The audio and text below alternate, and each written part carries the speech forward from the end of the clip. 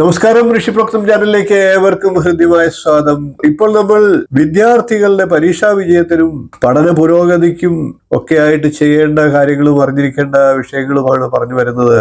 നമുക്ക് ഇന്നത്തെ വീഡിയോയിലേക്ക് കടക്കാം. ഇപ്പോൾ നമുക്ക് ഉത്രാട നക്ഷത്രക്കാരായിട്ടുള്ള വിദ്യാർത്ഥികളും അവരുടെ രക്ഷിതാക്കളും അറിഞ്ഞിരിക്കേണ്ട കാര്യങ്ങളെ ഒന്ന് പറഞ്ഞു പോകാം.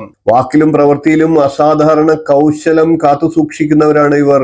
അന്തസ്സും അഭിമാനവും കൈവിടാത്തവരാണ് ഇവർ. പ്രതിസന്ധികളെ തരണം ചെയ്യാൻ ഇവർക്ക് സവിശേഷ കഴിവുണ്ടാകും. പ്രധാന തീരുമാനങ്ങൾ എടുക്കുമ്പോൾ വളരെ വിശ്വസ്തരുടെ അഭിപ്രായം കൂടി മാനിക്കുന്നവരാണ് ഇവർ. പൊങ്ങച്ചത്തിലും ആഡംബരത്തിലും ഇവർ താല്പര്യം കാണിക്കില്ല.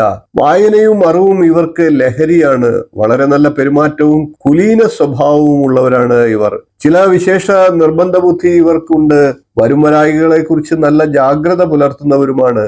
കോപത്തിലും ഇവർ അത്ര പിന്നിലല്ല. ചിന്തിച്ചു മാത്രം കാര്യങ്ങൾ ചെയ്യുന്ന പ്രകൃതക്കാരാണ് ഇവർ. ശങ്കരനാരായണ ക്ഷേത്രങ്ങളിൽ ദർശനം നടത്തി അർച്ചന, മാല, പായസം ഇവ നടത്തുന്നത് വിശേഷമാണ്. ശിവനും വിഷ്ണുവിനും പ്രതിഷ്ഠയുള്ള ക്ഷേത്രങ്ങളിൽ പ്രാർത്ഥിക്കുന്നതും ഇവർക്ക് ഉത്തമ ഫലത്തെ നൽകും. ഞായറാഴ്ച 1 എന്ന സംഖ്യ, കിഴക്ക് ദിക്ക്, വെള്ള നിറം എന്നിവയൊക്കെ ഭാഗ്യദായകങ്ങളാണ്. മേധാ ദക്ഷിണാമൂർത്തി മന്ത്രം നിത്യം ജപിക്കുന്നതും ശക്തി പഞ്ചാക്ഷരി, അഷ്ടാക്ഷരി എന്നീ ഗണപതി മന്ത്രങ്ങൾ ജപിക്കുന്നതും ഗുണപ്രദമാണ്.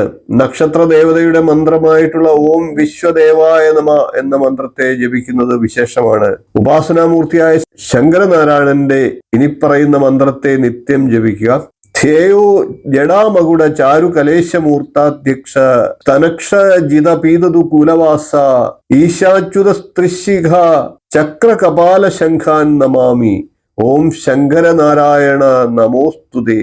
കൂടാതെ ശിവക്ഷേത്രത്തിൽ കരിക്ക് നൽകി നീലകണ്ഠ ത്രക്ഷരി മന്ത്രത്തെ ജപിച്ച് വാങ്ങിക്കഴിച്ചാൽ പഠനത്തിലുള്ള മാന്ദ്യം നീങ്ങി വളരെ ഉന്നത നിലവാരത്തിലേക്ക് എത്തുന്നതിന് ഇവർക്ക് സഹായകരമാണ്. 27 നക്ഷത്രക്കാരുടെയും അറിയേണ്ടതെല്ലാം എന്നുള്ള വീഡിയോ കണ്ടിട്ടില്ലാത്തവർ കാണുക.